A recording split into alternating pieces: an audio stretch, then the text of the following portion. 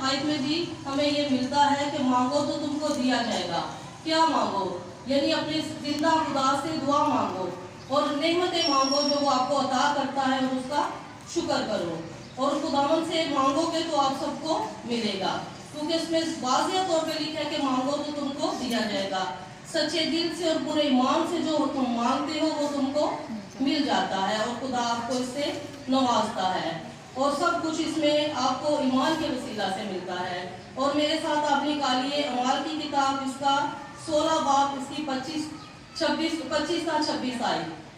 सब निकाले अमाल की किताब, उसका 16 बाब, उसकी 25 और 26 आई। और मैं सिस्टर नोशी से कहूंगी कि आगे जरा इसकी तलावत करें।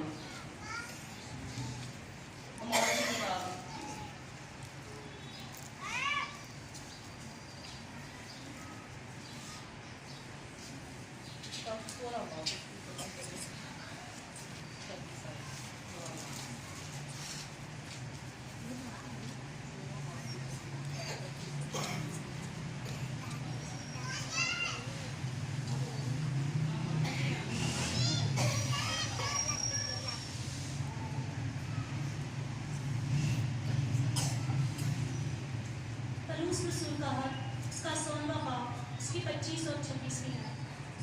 आधी रात के करीब फलूस और सिलास दुआ कर रहे थे और खुदा की हम के गीत गा रहे थे और कैदी सुन रहे थे। उसी दम बड़ा यकायक गुंचाल आया, यहाँ तक कि कैदखाना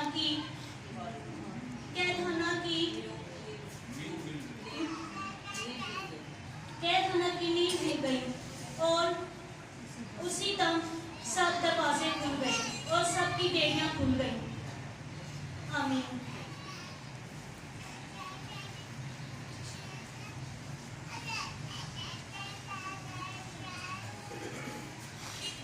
अमाल की किताब में से भी हमें ये सीखने को मिलता है कि उन्होंने सच्चे दिल और पूरे ईमान से खुदा से दुआ की और जेल की दीवारें हिल गई और बेड़ियां खुल गई।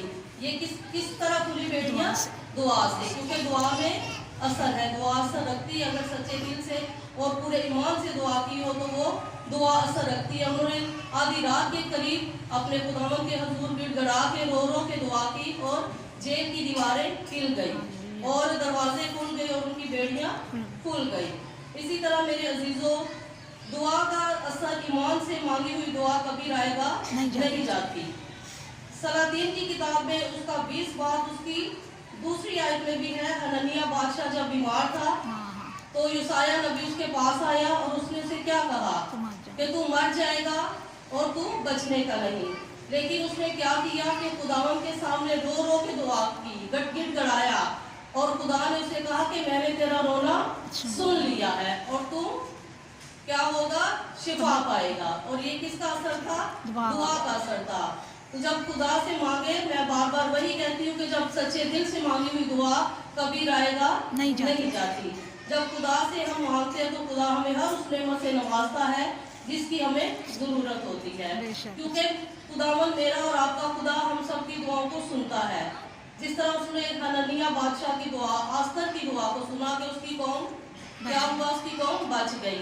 और फलूस और सलास की दुआ को भी सुना।